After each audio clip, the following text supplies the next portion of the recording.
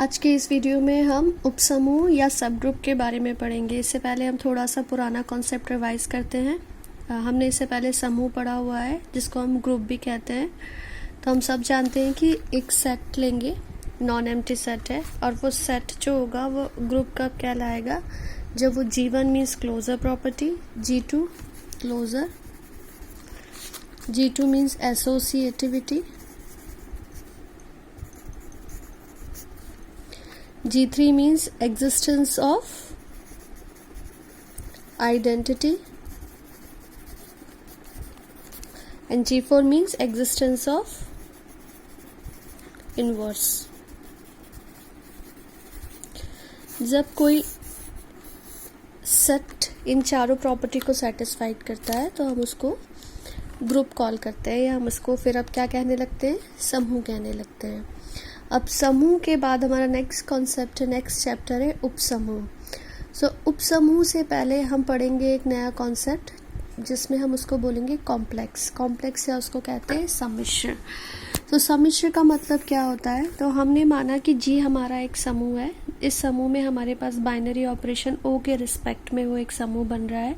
जो द्विचर संक्रिया है आपकी बाइनरी ऑपरेशन वो ओ है। तो बाइनरी ऑपरेशन ओ के रिस्पेक्ट में समूह बन रहा है, इसका मतलब ये है कि वो इस ऑपरेशन के लिए क्लोजर है, इस ऑपरेशन के लिए एसोसिएटिव है, इस ऑपरेशन के लिए एग्जिस्टेंस ऑफ आइडेंटिटी, और इसी ऑपरेशन के रिस्पेक्ट में हर एक एलिमेंट का इन्वर्स उसके अंदर एग्जिस्ट कर रहा है।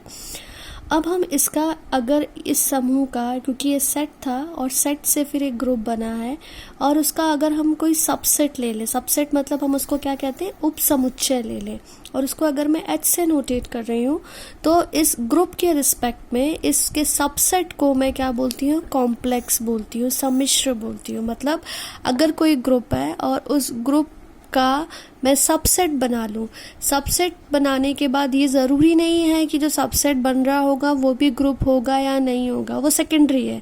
लेकिन अगर हमने कोई ग्रुप लिया है और उस ग्रुप के कुछ एलिमेंट को उठा के हम जो सबसेट बना लेंगे तो उस सबसेट को हम क्या कहते हैं, ग्रुप के रिस्पेक्ट में कॉम्प्लेक्स बोलेंगे।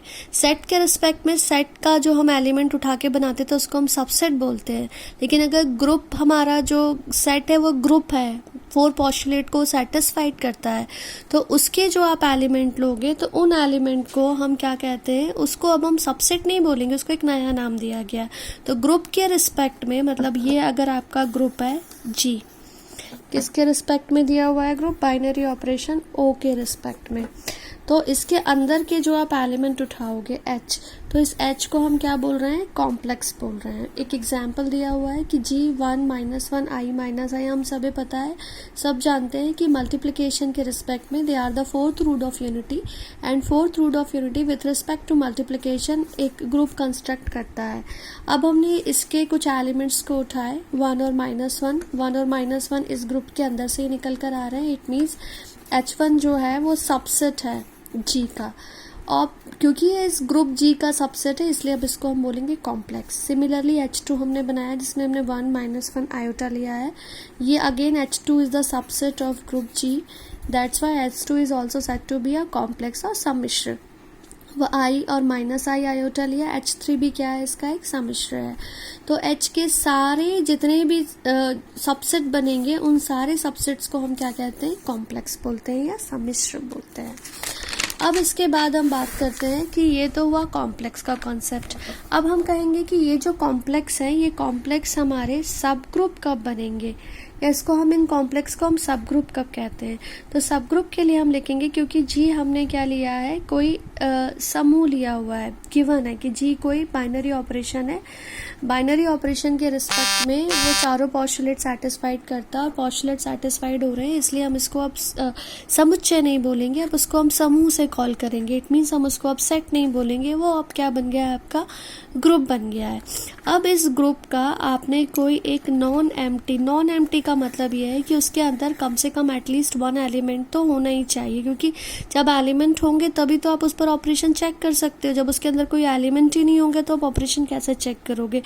दैट्स वाई हम हमेशा एक कंडीशन देते हैं कि the set is not equal to 5। It means उसके अंदर कम से कम 1 एलिमेंट तो बैठा हो, कोई और हो ना हो, लेकिन आइडेंटिटी एलिमेंट होगा। तो वो अरिक्त है। उसके बाद अब ये जो इसका सबसेट है या जो इसका जो कॉम्प्लेक्स है, वो कॉम्प्लेक्स सब ग्रुप कब बनता है? कॉम्प्लेक्स सब ग्रुप तब बनेगा जब वो उस बाइनरी ऑपरेशन के रिस्पेक्ट में खुद एक ग्रुप बन जाएगा। इसका मतलब ये है कि अगर आपने जी लिया है और जी मेरा कोई ऐसा ग्रुप है जो मल्टीप्लिकेशन के रिस्पेक्ट में ग्रुप बन रहा है, ये सेट, और मैंने इसका एक सबसेट लिया।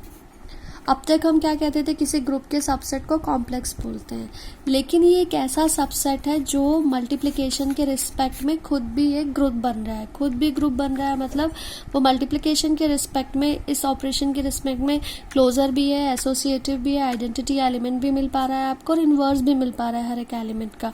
तो उस कंडीशन में अब आप इस H को क्या बोलोगे, ये जो आपका H है, ये H आपका क्या कहलाएगा उस कंडीशन में?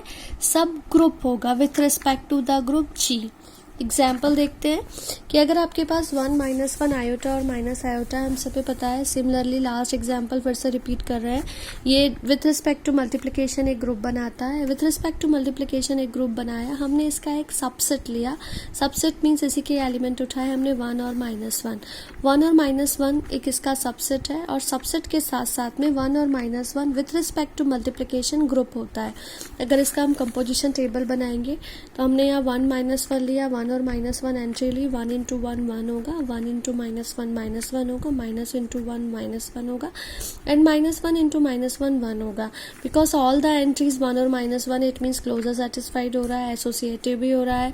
1 इसका आइडेंटिटी एलिमेंट है, 1 का इन्वर्स 1 है, -1 का इन्वर्स -1 है। इट मीन्स दोनों एलिमेंट सेल्फ इन्वर्स है, खुद के इन्वर्स है। इट मीन्स हम कह सकते हैं कि 1 और -1 जो होता है विथ रिस्पेक्ट टू मल्टीप्लिकेशन खुद में एक ग्रुप बना रहा है और वो 1 -1 i - y का सबसेट है। इसलिए अब हम H को क्या बोलेंगे, with respect to group G it's a subgroup of G। उसका क्या कहलाएगा, सब ग्रुप कहलाएगा।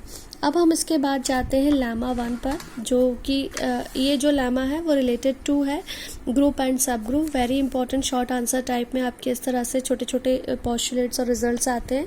तो ये बोल रहा है कि यदि G एक ग्रुप है, G एक ग्रुप गिवन है और H उसका सब ग्रुप है, तो आपको दिखाना है, क्या दिखाना है, और A कोई अगर H का एलिमेंट होता है, इट मीन्स ये एलिमेंट कहाँ से है। सपोज ये आपका G जो दिया है, एक ग्रुप दिया हुआ है, H उसके अंदर इसका सब ग्रुप है और A के एलिमेंट A है जो H से आप ले रहे हो। तो आपको शो करना है कि जो H का आइडेंटिटी एलिमेंट होगा वो G का आइडेंटिटी एलिमेंट होगा।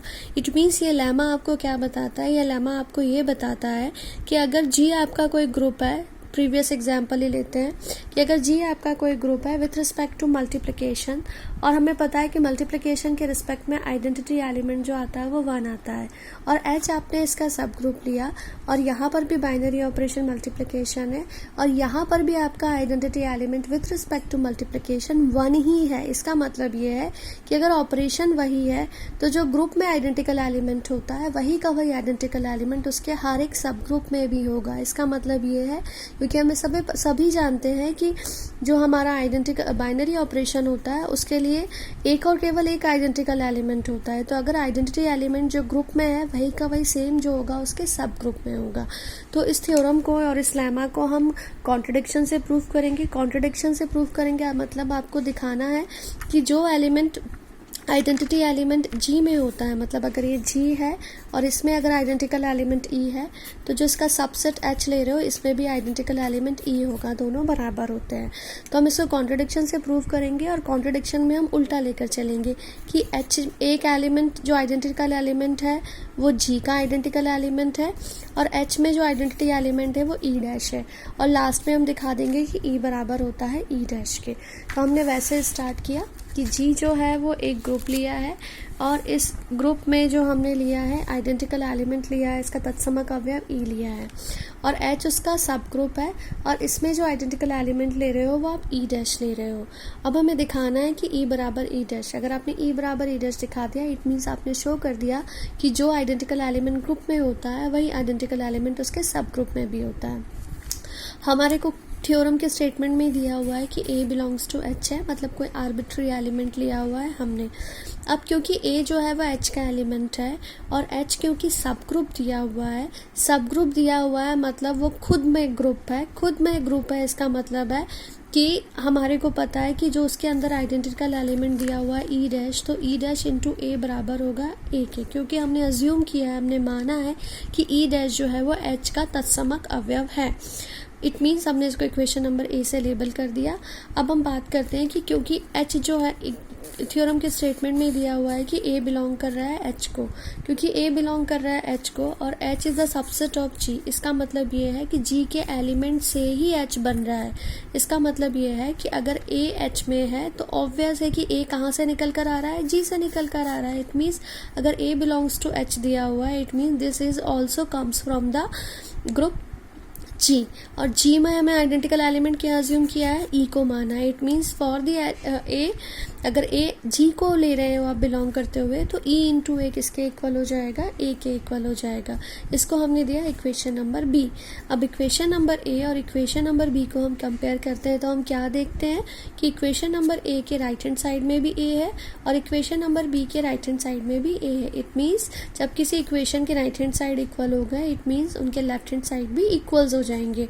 तो लेफ्ट हैंड साइड इक्वल होंगे, it means E dash A equal हो जाएगा ई इंटू ए के। अब हम देख रहे हैं कि ये जो रिलेशन आ रहा है, इस रिलेशन में दोनों के राइट हैंड साइड में ए है, तो हम राइट कैंसिलेशन लॉ लगाएंगे। For by the right cancellation law आपके ए कैंसिल हो गए, निरस्त हो गए, तो आपके ई डैश इक्वल्स टू ई हो गया। E dash means identical element of H is the same as the identical element of the group G. It means उपसमूह H का जो आइडेंटिकल एलिमेंट होता है, तत्समक अवयव होता है, वो समूह के तत्समक अवयव के बराबर होता है। ये आपका पहला वाला लेमा जो हो गया वो प्रूफ हो गया। अब हम आते हैं लेमा नंबर 2 पर।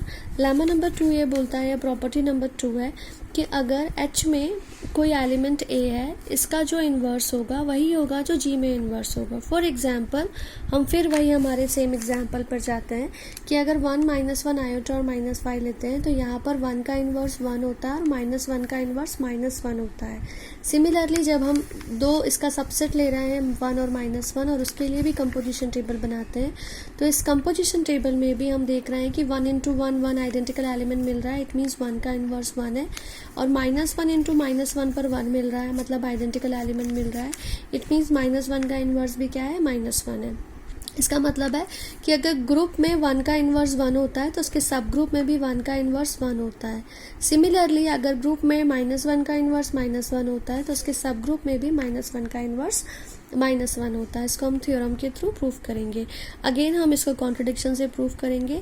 कॉन्ट्रडिक्शन से प्रूफ करेंगे इट मीन्स हम एक एलिमेंट लेंगे, एक एलिमेंट का दिखाएंगे कि उसका ग्रुप में कोई और इन्वर्स है और सब ग्रुप में कोई और इन्वर्स लेकर चल रहा है। इट मीन्स हम क्या लेकर चल रहे हैं, हम एक एलिमेंट ए कंसीडर करेंगे और ए के लिए एक इन्वर्स लेकर चलेंगे बी और ए के लिए एक इन्वर्स लेकर चलेंगे सी।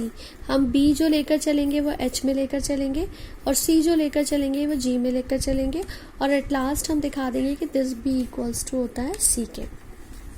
अभी हमने जस्ट प्रॉपर्टी नंबर 1 प्रूफ की है तो हम उसको यूज़ करेंगे कि ई जो है वो अगर जी का तत्समक अवयव है तो वही तत्समक अवयव जो होगा वो ग्रुप के लिए, उसके सब ग्रुप के लिए भी होगा फ्रॉम लेमा 1। इट मीन्स अब हम डायरेक्टली प्रूफ कर सकते हैं कि दोनों में, ग्रुप और सब ग्रुप में, दोनों में जो यूज़ कर सकते हैं कि एक ही तत्समक अवयव होगा, एक ही आइडेंटिकल एलिमेंट होगा। अब हम प्रूफ करते हैं कि ए जो है एच का एलिमेंट है because it's given in the statement of the theorem, ये दिया हुआ है। हमने B belongs to H inverse लिया है, किसका, H के अंदर लिया है। क्या लिया है, A का इन्वर्स H के अंदर B लिया हुआ है। अब हमें पता है कि इन्वर्स का रोल क्या होता है कि whenever the element is multiplied by its inverse then it gives you the identical element। जब भी कोई एलिमेंट उसके प्रतिलोम से मल्टीप्लाई होगा तो हमें उसका तत्समक अवयव मिलता है। It means A into B किसके इक्वल हो जाएगा, equal to the E। This is your equation number 8।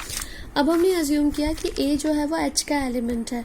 Obvious है कि A जो है H का एलिमेंट है और H is the subset of G। It means अगर A जो है वो H के अंदर आ रहा है, मतलब ये कहाँ से निकल कर आया है, G से निकल कर आया है। और हमने अज्यूम किया कि जो C है वो इन्वर्स ऑफ G, इसका इन्वर्स दिखा रहा है। C का इन्वर्स जो है वो A का इन्वर्स G में C है। ओके, अब A क्योंकि H का एलिमेंट है तो A जो होगा वो G से निकलेगा क्योंकि H is the subset of G। Okay, and हमने अज्यूम किया है कि जी में जो ए का प्रतिलोम है वो सी है। तो प्रतिलोम में इन्वर्स का क्या रोल होता है, whenever the element is multiply by it's inverse it gives you the identical element. Sorry, it is E. so it gives you the E. Okay, so A into C equals to E. This is your equation number B. Again we are comparing the equation A with equation number B. A and B में your right hand side, दोनों के right hand side में क्या दिया हुआ है? E दिया हुआ है. That's why उनके left hand side भी equal होंगे. Left hand side equal होंगे. It means A into B the left hand side of equation number A. A into C is the left hand side of the equation number B. दोनों equal हो जाएंगे. Again दोनों में A multiply हो रहा है from the left hand side, तो हम left cancellation law लगाएंगे. So आपको B inverse C हो गया. B किसका इनवर्स था? A का. किस में था? H में था. C भी किसका इनवर्स था? A का. किस में था? G में था. और हमने क्या दिखा दिया कि B बराबर होता है C के. इट मीन्स आपने प्रूव कर दिया कि अगर A कोई भी एलिमेंट H का है तो जो उसका इन्वर्स होगा, जो उसके अंदर H के अंदर इन्वर्स होगा, वही का वही G में भी उसका इन्वर्स होगा. इट मीन्स जो एलिमेंट का इन्वर्स ग्रुप में होता है वही सेम इन्वर्स उस एलिमेंट का उसके सब ग्रुप में भी होता है. सब ग्रुप में जाने पे एलिमेंट का इन्वर्स चेंज नहीं होगा. हर एलिमेंट का अपना एक और केवल एक इन्वर्स होता है, वही रहेगा, वो बदलेगा नहीं.